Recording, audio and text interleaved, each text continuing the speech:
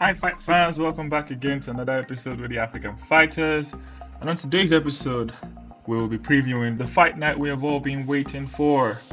Israel Adesanya, aka Easy, aka the Last Style Bender. For the fourth time in his life and for the second time in the UFC, he'll be going up against his kryptonite, his bogeyman, Alex Pereira. Will Israel finally be able to get one W against Potan, or will it be the same old story against Pereira where Israel does all he can and Pereira just finds a way to win?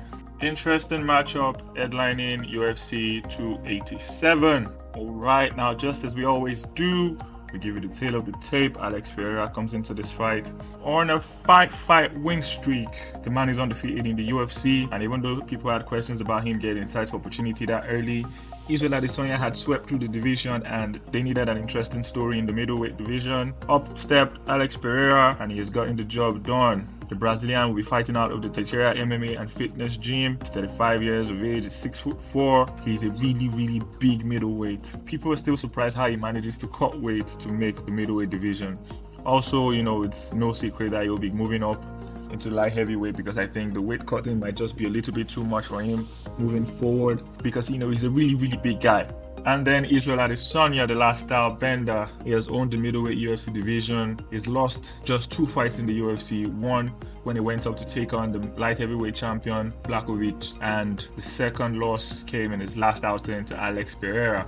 Alex Pereira has beaten this man 3 times and they will be fighting for the 4th and final time most likely. Israel has spoken of this being the last chance, the last dance, the last everything. This is the last time he might get to fight this man. Israel will be fighting out of the City Kickboxing Gym. Definitely doesn't look as big as Alex Pereira. Alright, now looking into this fight, the history of this fight is very important because losing to the same opponent 3 times, it definitely can mess with your head.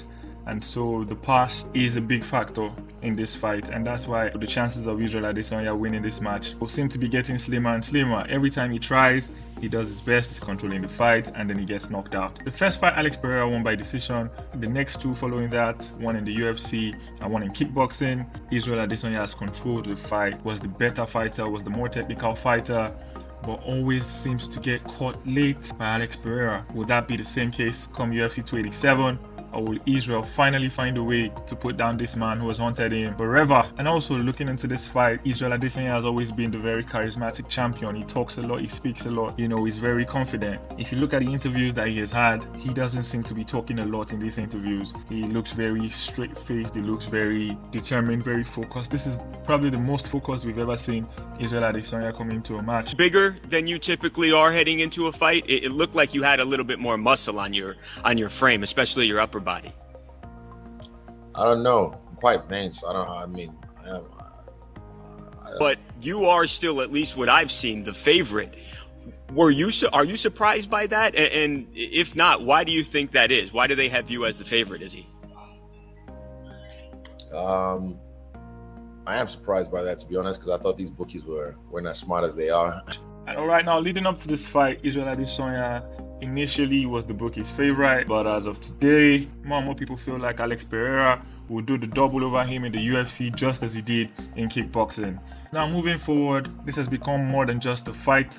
This is personal for both fighters. We've seen so much mind games played by Alex Pereira, haunting and taunting Israel Adesanya, recording himself watching his videos, almost like trying to get into the head of Adesanya because he knows that's where he can win the battle.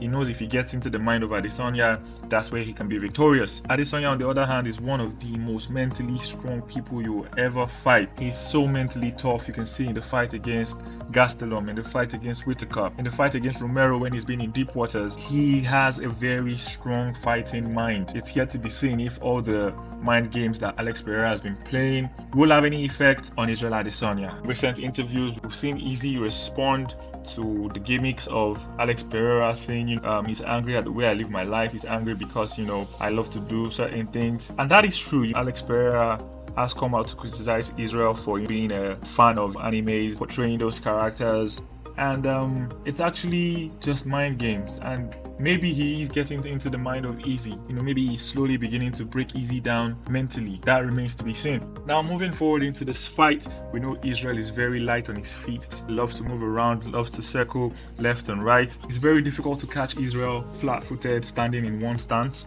He often switches from southpaw to conventional, or he throws his left high kick from a southpaw stance, lands, and ends up in a conventional stance, and then from there, his jab and his right hand can come up. That's a lot to deal with. Israel always gives his opponents different things to think about. Pereira, on the other hand, doesn't seem to need to even figure out Israel Adesanya, because he can just rely on that. His brute power. Pereira matchup is very similar to Israel taking on, at that time, the light heavyweight champion, the Polish power. Because you go up against someone who is so big, even when you take them into deep waters, round 3, round 4, round 5, they still tend to maintain their power. And that's what Alex Pereira brings to the table. Because he is not a natural middleweight, he still retains so much power late in rounds to hit you with, unlike most middleweights that Adesanya comes up with, who he only needs to be aware about their power in the first 3 rounds. Alex Pereira is such a powerful fighter. His left hook is his money bag. That's his secret weapon.